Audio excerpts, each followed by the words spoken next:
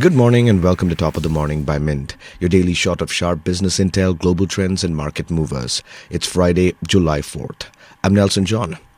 A missile misjudgment that nearly sparked a nuclear war. A grocery gamble from the house of Tata. And a Russian move that redraws the Afghan map. Markets may look calm, but storm clouds loom as President Trump's tariff pause takes down. Plus, SBIs plot to conquer every Indian district as it turns 70.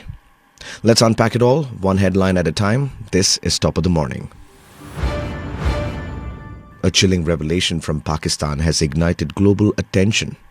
Rana Sanaullah, a close aide to Pakistan Prime Minister Shehbaz Sharif, has said that during Operation Sindoor, Pakistan's military had just 30 to 45 seconds to determine whether an incoming Indian BrahMos missile was carrying a nuclear warhead.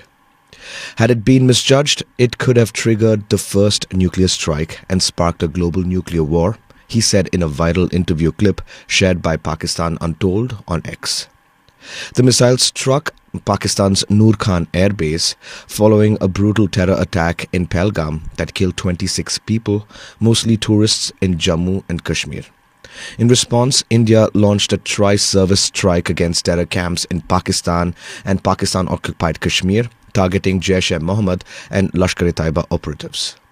The tension spiraled into a military confrontation until Pakistan requested a ceasefire. Sanaullah also called for an independent probe into US President Donald Trump's role during the standoff, hinting at unclear international mediation efforts. The admission highlights just how close South Asia came to a nuclear flashpoint, underlining the razor's edge on which Indo-Pak relations continue to balance. Markets may look serene now, but a storm could be brewing.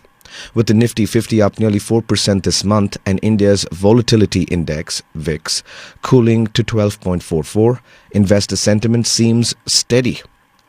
But that calm may not last. The trigger here is US President Donald Trump's 90-day pause on reciprocal tariffs end on July 9th. Unless there is a delay or reversal, we could see the VIX spike to 19 to 20, warned Kotak Securities' Shrikant Chauhan. India VIX had dropped sharply from a high of 22.79 in April when tariffs were first announced, mirroring a global trend. The CBOE VIX, Wall Street's fear gauge, has cooled from 51 to under 17. The message: markets are no longer pricing in peak geopolitical tension. Still, fund managers say the strongest volatility may be behind us, and signs of stability like India's ongoing trade talks with the US have boosted IPO activity. Over 50 companies are readying to list, including HDB Financial, which raised 12,500 crore rupees. But with TCS earnings due July 10th and the Fed's key FOMC meet at month end, investors might want to stay alert. As Baroda BNP's Jitendra Shriram puts it, volatility may rise, but it likely won't roar. In a move that could reshape geopolitics, Russia on Thursday became the first country to formally recognize the Taliban government in Afghanistan. At a meeting in Kabul, Russian Ambassador Dmitry Zhirnov handed over official documents to Taliban Foreign Minister Amir Khan Muttaqi, who hailed it as a courageous step and a precedent for others. The Taliban flag now flies over the Afghan embassy in Moscow, ending nearly 4 years of diplomatic exile since their 2021 takeover. Russia's decision follows earlier signals, removing the Taliban from its terror list in April and calling them allies against terrorism, particularly after the ISIS-K attack in Moscow last year. The shift isn't just political. Moscow sees economic opportunity in energy and transit projects through Afghanistan into Southeast Asia.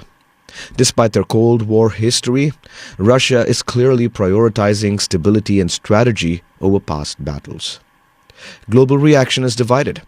The US slammed it as dangerous legitimization. Germany hinted at engaging to enable deportations, while France and Britain stood firm on human rights. The Taliban still bars girls from schools and restricts women from working, key sticking points for Western nations. Backed by Russia, the Taliban now eyes a UN seat, but the road ahead remains diplomatically treacherous.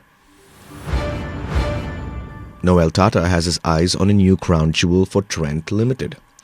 Its grocery business Star.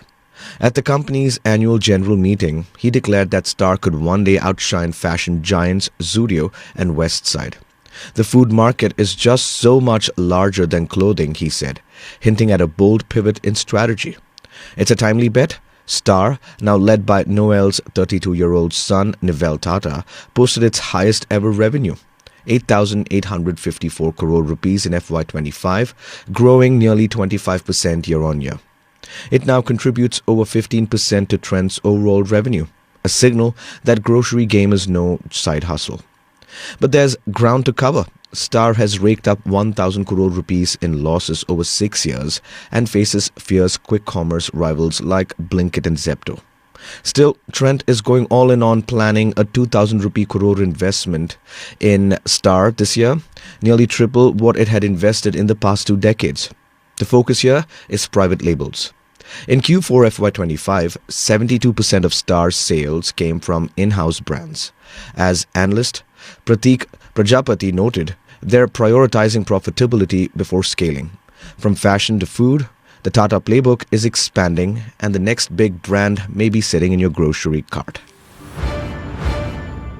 State Bank of India is aiming big and local.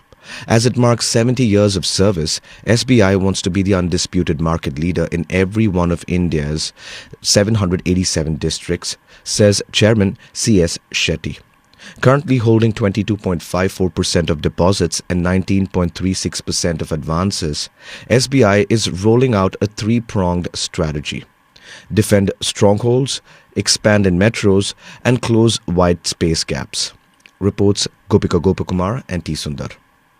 In some urban areas, despite 23,000 branches, we still don't have presence, Shetty told Mint, outlining plans for new branches, fresh sales forces and targeted lending.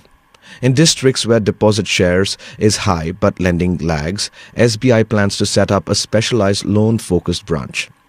The bank is also eyeing strategic partnerships with fintechs, agrotechs and government digital platform to expand its ecosystem.